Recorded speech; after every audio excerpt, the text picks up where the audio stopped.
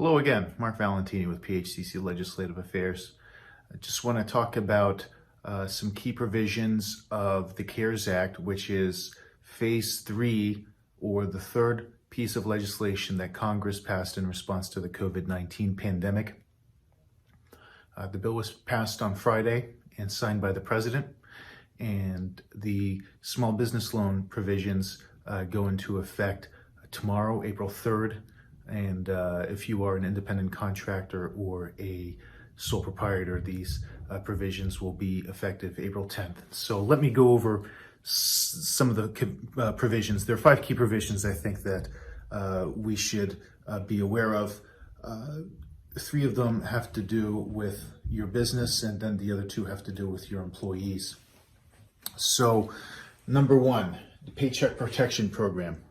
So these are the small business loans that are being made available to businesses that need liquidity to help them weather the crisis, right? So beginning April 3rd, tomorrow, or if you're an independent contractor or sole proprietor, beginning April 10th, you'll be eligible to apply for these loans. So you'll be eligible for the lesser of $10 million or 2.5 times your monthly payroll. And that's a loan that's going to be issued at 4%. Payments are going to be deferred for 6 months. And of course, you have to qualify for these loans. So 2.5 times payroll, for example, if you have a monthly payroll of about $100,000 a month, you'll be eligible for a loan of up to $250,000. So this is not something that's done just through the Small Business Administration. Congress has empowered any FDIC insured institution or federally insured credit union to offer these loans. So, check with your bank to make sure that they're participating in this program so that you can apply. The big part of the Paycheck Protection Program is that there is loan forgiveness. So as long as you maintain your payroll through June 30th, you'll be eligible to have the portion of the loan forgiven that you use to pay your employees, particularly for paid leave that's related to COVID-19.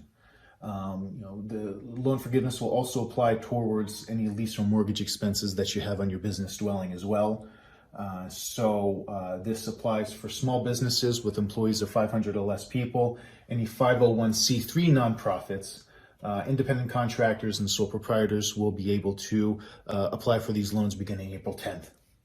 The second key provision is economic injury disaster relief loans that are issued through the SBA, and you can apply for those loans online at disasterloan.sba.gov. So what do these injury disaster relief loans do? You can apply for a loan, for an emergency loan of up to $2 million. And upon successful completion of the application, just by successfully completing the application, you will get a $10,000 cash advance up front that you don't have to pay back. It does require underwriting, though. With Paycheck Protection program, it eliminates a lot of the front end paperwork, such as collateral requirements and that sort of thing that you would normally need when you're applying for a loan under any other conditions. With economic injury disaster relief, there are going to be more underwriting requirements. These are loans that you're going to have to pay back. There is no loan forgiveness. In this case, for small business, the loans are going to be offered at up to 3.75% interest with maturity of up to 30 years. This can be combined with Paycheck Protection programs. So you can apply for both economic injury disaster relief loans and you can apply for a loan under the Paycheck Protection program. However, you cannot use them for the same purposes, right? So you cannot use economic injury disaster relief loans to cover your payroll expenses and then apply for the Paycheck Protection program to cover your paycheck, to cover your payroll expenses, and then expect to have this forgiven. So you need to take a look at your books, consult with your accountant, and figure out what strategy is going to be best for you. Number three, and this is going to apply to your employees, and this is something you want to let your employees know about, especially if they're going to be encountering some tough times, right? So the federal government is going to be issuing stimulus checks to the public, right? So if you're an individual making up to $75,000 per year, or if you are a couple making up to $150,000 per year, and this is going to be based on your 2019 tax returns. And if you haven't filed your 2019 tax returns, it's going to be based on your 2018 tax returns.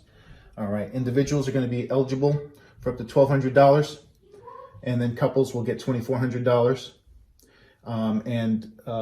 This for individuals is going to apply for up to $99,000 in income, right? So every for every $1,000 that you make above the $75,000 threshold, your payment is going to be reduced by $100 up to $99,000, and then from then on, you're not going to be eligible for any kind of stimulus payments.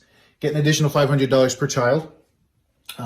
Money should be direct deposited. So if the IRS has your most recent bank information on file from when they deposited your return last year, or make withdrawals if you owed money, they will use that information to just directly deposit the stimulus payment into your account. Otherwise, individuals are going to have to go to the IRS's website and fill out some information in order to get a check by mail.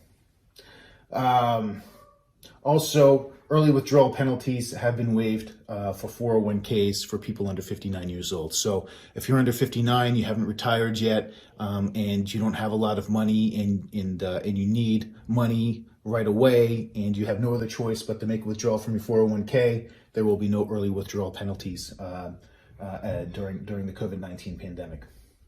Number four, unemployment insurance. For employees that unfortunately had to be let go because businesses have shut down, they'll be entitled to up to 4 months of unemployment payments from their state unemployment office, in addition to $600 per week from the federal government for up to 4 months. Number five, the payroll tax deferment. So this is we're going back to businesses now. In order to help businesses sort of weather the storm, what the IRS is doing is they are allowing you to defer your payroll tax payments for 2020. So you'll owe half that amount by the end of 2021. So by December 31st, 2021, next year, you'll need to make half that payment, and then the other half will be due no later than December 31st, 2022. So anyway, I hope this was helpful. There's a lot going on right now.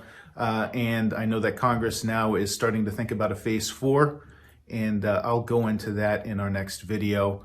So until then, again, as always, be safe, be vigilant, and God bless.